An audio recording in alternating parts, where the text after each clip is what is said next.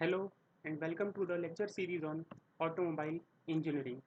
Today we'll discuss about rear axle and rear axle drives that are being used in automotive power transmission. So to start with, we'll define the rear axle. So basically, we want to transmit the drive from the engine to the rear wheels. Okay. So if we are using a differential unit, then the drive from the propeller shaft is being transmitted to the pinion shaft. Okay. So here we can see in this is the pinion shaft, the pinion that we have discussed in case of differential. So we are talking about a rear axle drive system in which this is differential unit. Okay, so this pinion shaft basically grabs power from the engine using universal coupling, using propeller shaft. So this shaft basically transmits the power from this unit to the pinion, and through pinion this crown wheel is attached. Now, as we have discussed in differential, through crown wheel, the power is being transmitted to the axle shaft or hub shaft using the planet pinions, using the sun gear. So, this shaft is floated over the bearing, right? These are bearings. So through these unit, the power is being transmitted from the pinion shaft to the pinion to the crown wheel to the casing to the sun gear to the pinion and then to the axle shaft. Okay, so these may be two in number because we have two wheels at the rear end, so we have to use two axle shafts, or this is also called as half shaft. So here I have written half shaft. Half shaft is basically a axle shaft because we cannot use a common shaft for both the wheels fitted at the rear end. Okay, so we'll be using half shaft. So this is regarding the location of the rear axle in the automotive system. So if we talk about the vehicle weight, so we can judge here that the rear axle is like a beam. Okay, this is say rear axle. It's like a beam supported at the ends and loaded at two ends. Okay, these are two supports. Okay, like we have fitted the wheels and tires, and this is the vehicle load which is being distributed over this beam. Okay, so the rear weight of the vehicle is transmitted to rear axle using two suspension springs. So this load causes some shear forces or bending moments in the transmission system.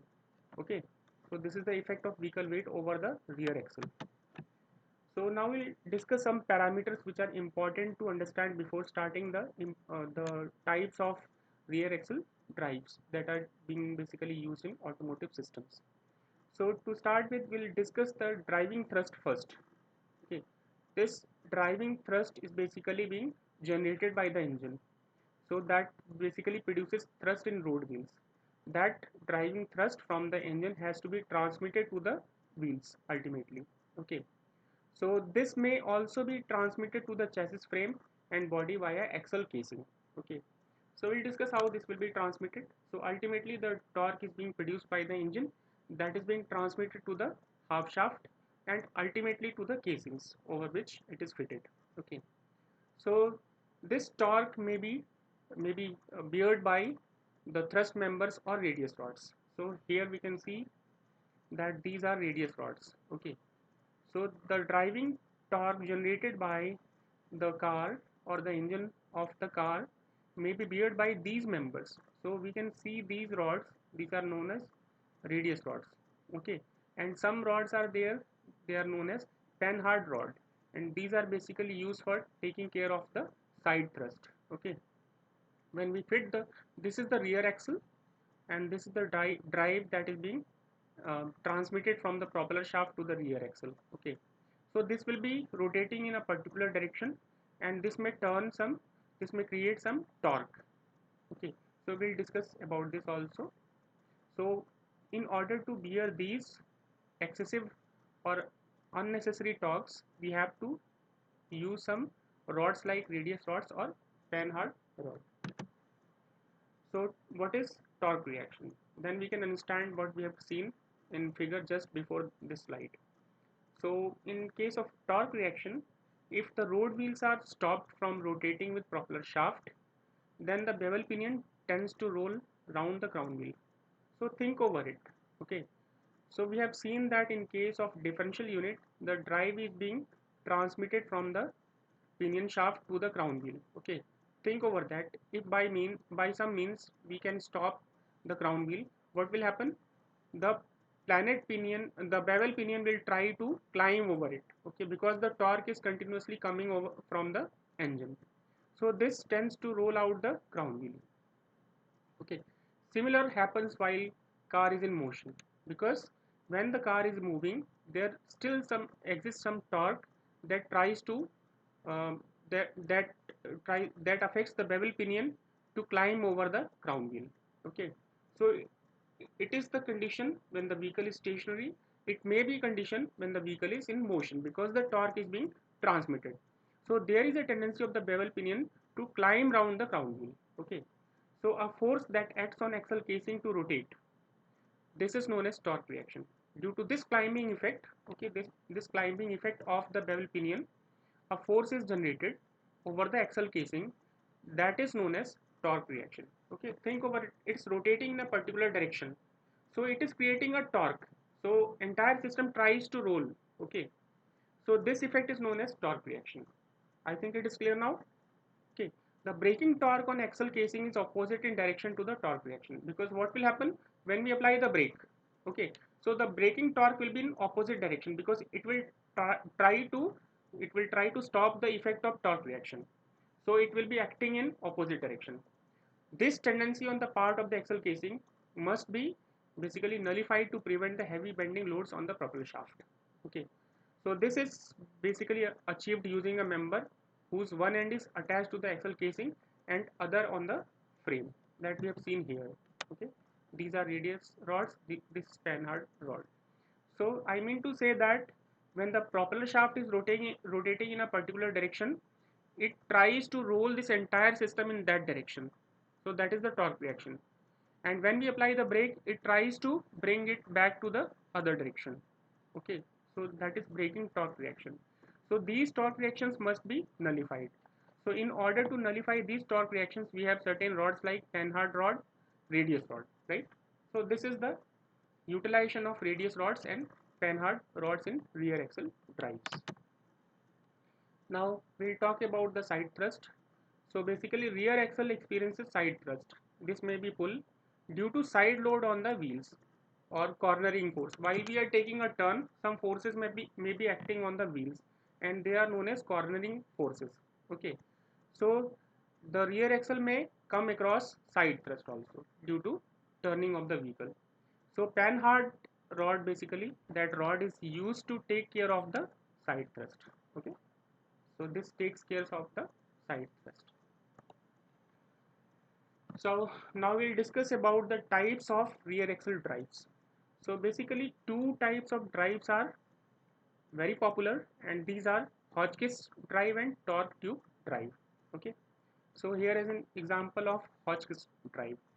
So this basically, we can see here, this is the side view of the vehicle, and this is the frame of the vehicle, and this system is the gearbox through which universal joint is coupled, and through universal joint there is a sliding joint, there is another universal joint, bevel pinion, this is rear axle casing, inside it we have a differential unit, this is axle, okay, axle shaft, this round one axle shaft, these are springs, and this element is known as shackle.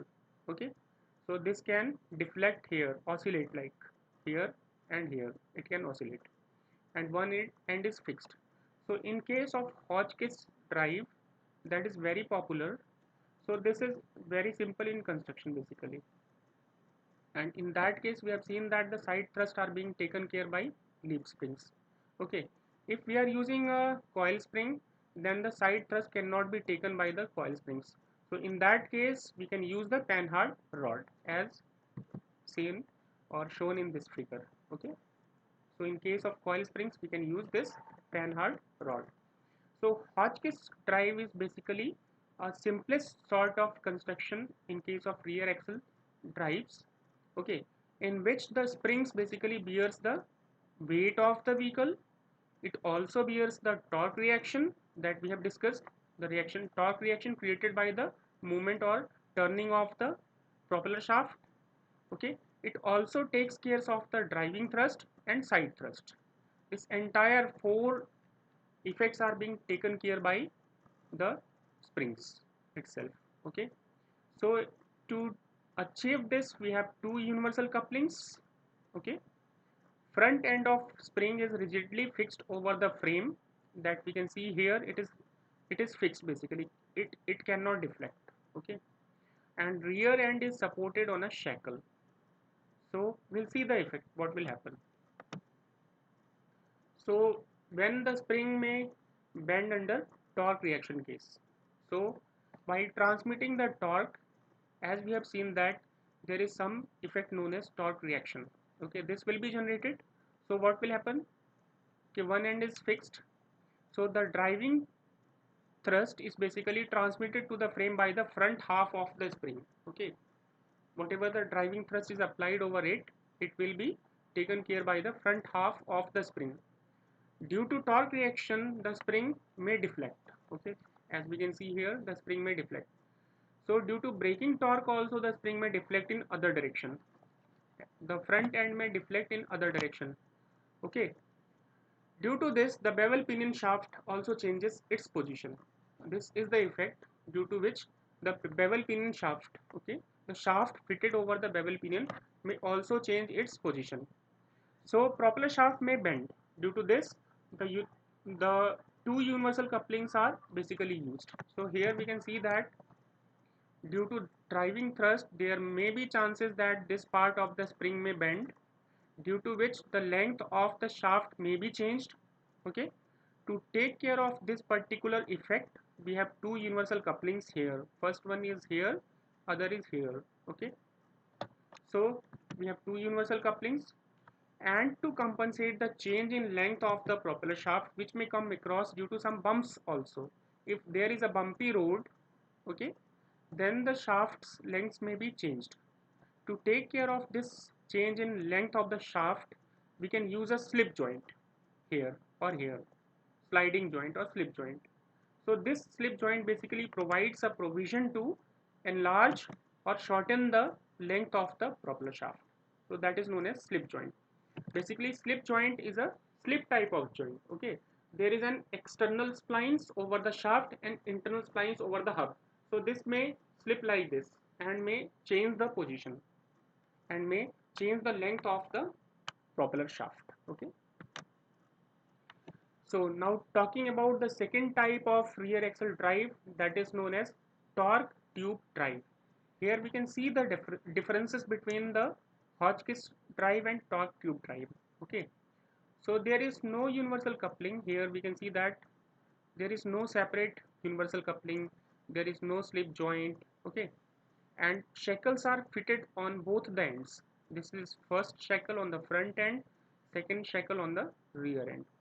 However, if we want to use a universal joint, it may be fitted inside this casing. Okay, this is known as cup. So here we have formed a spherical shape of this spherical shape, and this tube in which the propeller shaft is fitted inside is known as torque tube. Okay, inside this torque tube, this is the torque tube. Inside the torque tube, a universal joint and a propeller shaft is fitted. Why universal joint? Because we have to transmit the power at some angle here, because this is located below the frame of the car. So in that case, we have a propeller shaft, we have a universal joint that is fitted inside this spherical system. Okay, so what will happen, we'll see. In that case, the spring takes the body weight and side thrust. Okay, now see this spring, what is the effect of spring? It takes the body weight and side thrust. Okay, this is a leaf spring, it takes the side thrust. But the torque reaction, the braking torque, the driving thrust is basically beared by torque tube. Okay, this torque tube that we have seen here, it is basically rigidly fixed inside this cup. Okay, so the entire torque reaction, the driving thrust, and other effects are being beared by the torque tube. So one end of the torque tube is attached to the axle casing and other end is fixed to the frame. Okay, here we can see that This is attached to the casing and other to the frame. So this is a fixed length type of torque tube inside which we have the propeller shaft. Okay, this is enclosed. So torque tube basically encloses the propeller shaft. Universal joint at the center of the spherical cup may be fitted because we have to transmit the power at some angle. So no propeller shaft at the rear end of the, so no universal coupling, sorry, this is no universal coupling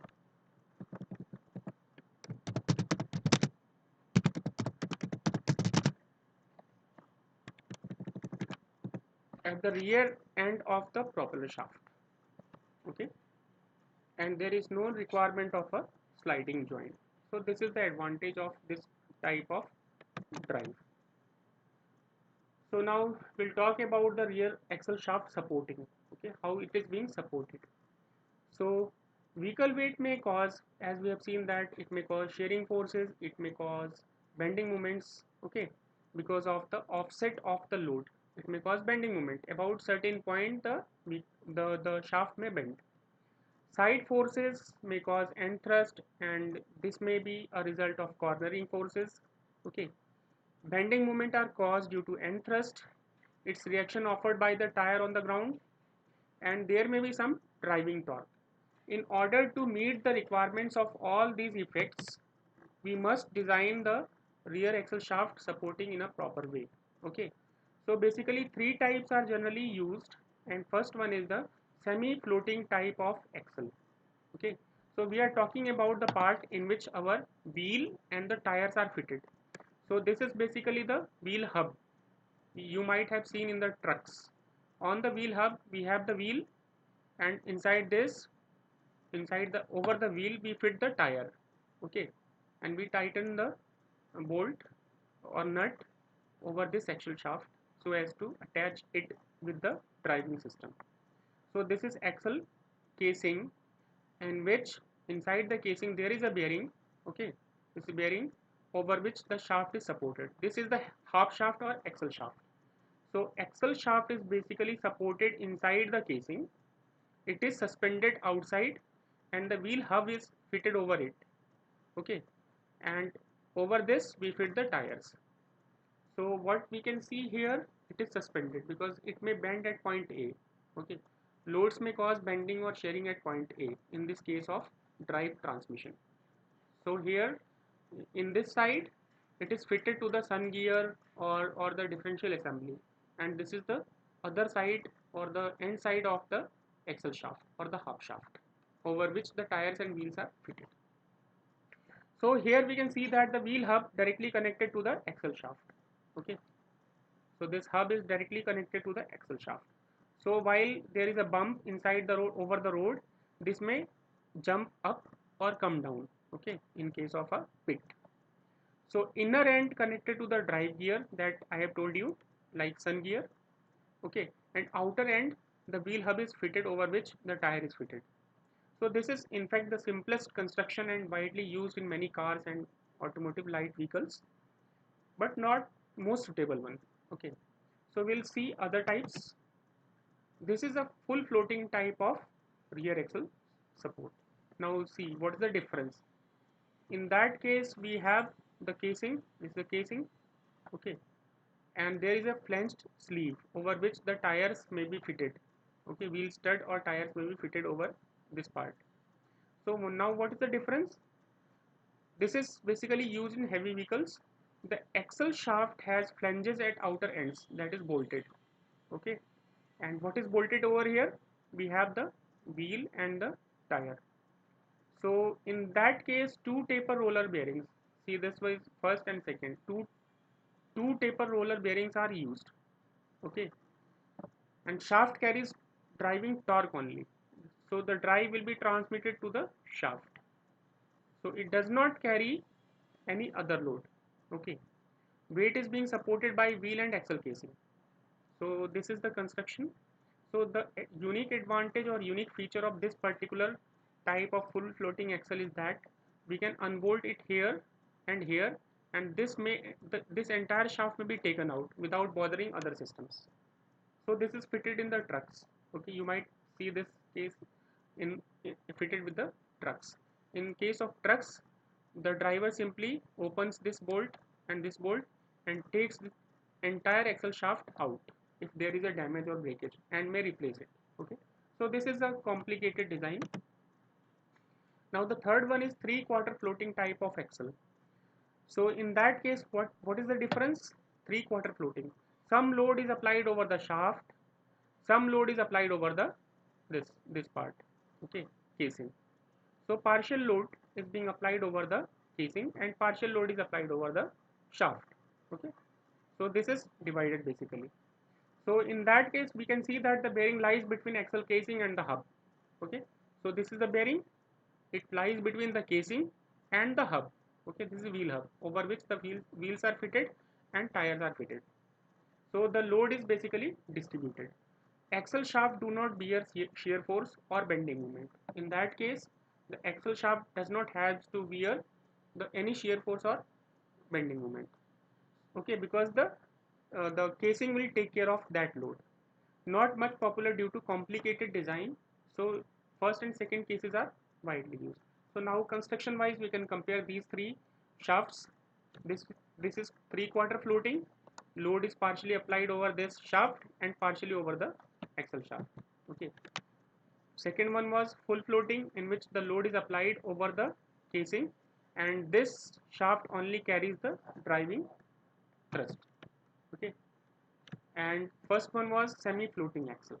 So in that case, we have seen that the entire load is applied over this part. Okay. So there are chances of bending and shearing. So this is all about the rear axle shaft supportings that are commonly